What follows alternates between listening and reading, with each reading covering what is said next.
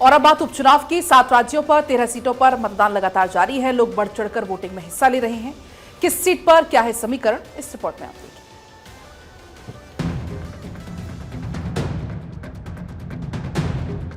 7 राज्यों की 13 सीटों पर उपचुनाव का मतदान जारी है। सुबह 7 बजे से शुरू हुई वोटिंग के लिए लोगों में गजब का उत्साह देखने को मिल रहा है।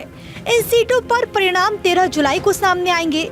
सबसे पहले आपको बताते हैं कि किस राज्य में कितनी सीटों पर वोटिंग हो रही है।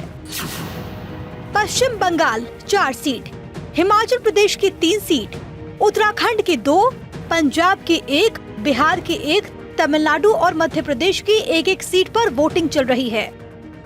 लोकसभा चुनाव के बाद हो रहे इस उपचुनाव में दिग्गजों की प्रतिष्ठा दांव पर लगी है। इस चुनाव में हिमाचल प्रदेश के मुख्यमंत्री सुखविंदर सिंह सुक्खू की पत्नी कमलेश ठाकुर सहित कई दिग्गज और कुछ नए चेहरे भी किस्मत आजमा रहे हैं। जिन विधानसभा सीटों पर उपचुनाव हो रहे हैं उनमें बिहार की रुपौली, पश्चिम बंगाल की रायगंज, रानाघाट दक्षिण, बागदा और मानिकतला, तमिलनाडु की विक्रवंडी, मध्य प्रदेश की अमरवाड़ा, उत्तराखंड की बद्रीनाथ मंगलौर, पंजाब की जालंधर पश्चिम, हिमाचल प्रदेश की देहरा, हमीरपुर और नालागढ़ विधानसभा सीट शामिल है।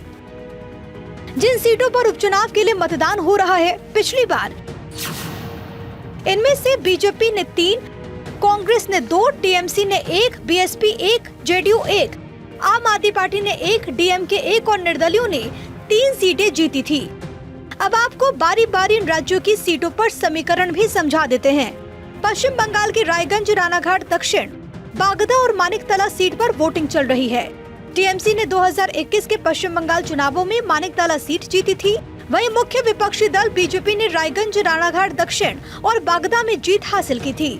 बाद में भाजपा के विधायक टीएमसी में चले गए। फरवरी 2022 में मौजूदा टीएमसी विधायक साधन पांडे की मृत्यु के कारण मानिकतला में उपचुनाव हो रहा है। अब आपको बताते हैं कि आखिरकार इन सीटों पर किसके बीच में टक्कर है। मानिकतला, टीएमसी से साधन पांडे की पत्नी सुप्ति को इस सीट से उतारा गया है।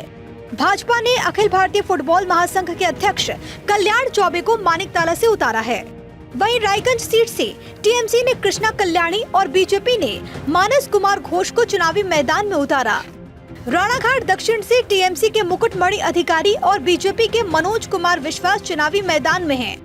इसी तरीके से बागदा से टीएमसी की मधुपर्णा ठाकुर और बीजेपी के विनय कुमार विश्वास के बीच टक्कर है। राज्य में 3 विधानसभा सीटों देहरा, हमीरपुर और नालागढ़ के लिए उपचुनाव हो रहा है। सीटें 3 निर्दलीय विधायकों होशियार सिंह, आशीष शर्मा और केएल ठाकुर के 22 मार्च को सदन से इस्तीफा देने के बाद खाली हुई थी। राज्य की 3 सीटों पर कुल 13 उम्मीदवार चुनावी मैदान में हैं। अब आपको बताते हैं कि मुख्य मुकाबला यहाँ पर किसके बीच है। सबसे पहले बात देहरा की। यहाँ पर कांग्रेस की तरफ से कमलेश ठाकुर को चुनावी मैदान में उतारा गया है। कमलेश ठाकुर सीएम सुखविंदर सिंह सुक्खू की पत्नी हैं। बीजेपी ने यहां से चुनावी मैदान में होशियार सिंह को उतारा है। होशियार सिंह उन 9 विधायकों में से एक हैं जिन्होंने राज्यसभा चुनाव में कांग्रेस उम्मीदवार के खिलाफ मतदान किया था। हमीरपुर, कांग्रेस ने यहां से पुष्पेंद्र वर्मा को चुनावी मैदान में उतारा। बीजेपी ने यहां से आशीष शर्मा पर दांव खेला है। नालागढ़, कांग्रेस के हरदीप सिंह बावा का यहां पर मुकाबला बीजेपी के केएल ठाकुर से है। राज्य की मंगलौर और बद्रीनाथ सीट पर वोटिंग हो रही है। पिछले साल अक्टूबर में बसपा विधायक सरवत करीम अंसारी के निधन के कारण उपचुनाव हो रहा है। मुस्लिम और दलित बहुल मंगलौर सीट पर बीजेपी कभी नहीं जीत पाई। इस सीट पर पहले कांग्रेस या बीएसपी का कब्जा रहा है। वहीं बद्रीनाथ सीट कांग्रेस विधायक राजेंद्र भंडारी के इस साल मार्च में इस्तीफा देने और बीजेपी में शामिल होने के बाद खाली हुई थी। अब आपको एक एक करके इन दोनों सीटों पर मुकाबला बताते हैं। सबसे पहले बात मंगलौर की। मंगलौर से बीएसपी ने उबैदुर रहमान को चुनावी मैदान में उतारा। इनका मुकाबला कांग्रेस के काजी मोहम्मद निजामुद्दीन और बीजेपी के करतार सिंह भड़ाना से है। वहीं बद्रीनाथ से बीजेपी ने राजेंद्र भंडारी तो कांग्रेस ने लखपत सिंह बुटोला को चुनावी मैदान में उतारा। अब बात पंजाब की। राज्य में जालंधर पश्चिम विधानसभा सीट पर उपचुनाव दिलचस्प है। लोकसभा चुनाव में पार्टी की हार के बाद इस सीट को जीतने के लिए मुख्यमंत्री भगवंत मान ने अपनी पूरी ताकत झोंक दी। शीतल अंगुराल के आप विधायक पद से इस्तीफा देने के बाद ये सीट खाली हुई है। अब आपको बताते कि यहाँ से कौन कौन से उम्मीदवार चुनावी मैदान में हैं। आम आदमी पार्टी ने मोहिंदर भगत, कांग्रेस ने सुरेंद्र कौर और बीजेपी ने अंगुराल को चुनावी मैदान में उतारा। राज्य की रुपौली विधानसभा सीट पर हो रहा उपचुनाव हाई प्रोफाइल है। ये सीट जेडीयू विधायक बीमा भारती के इस साल मार्च में इस्तीफा देने और आरजेडी में शामिल होने के बाद खाली हुई थी। इस सीट पर आरजेडी ने बीमा भारती और एनडीए की तरफ से जेडीयू ने कलाधर मंडल को उम्मीदवार बनाया। इस सीट पर पूर्णिया से सांसद पप्पू यादव राष्ट्रीय जनता दल की बीमा भारती को समर्थन देने का ऐलान भी कर चुके हैं। छिंदवाड़ा की अमरवाड़ा विधानसभा सीट पर वोटिंग हो रही है। 2023 में यहां से कांग्रेस के टिकट पर कमलेश शाह ने विधायकी छोड़कर बीजेपी का दामन थामा था। उनके इस्तीफे से ये सीट खाली हुई, जिस पर उपचुनाव हो रहा है। अमरवाड़ा विधानसभा उपचुनाव के लिए कुल 9 प्रत्याशी चुनावी मैदान में हैं।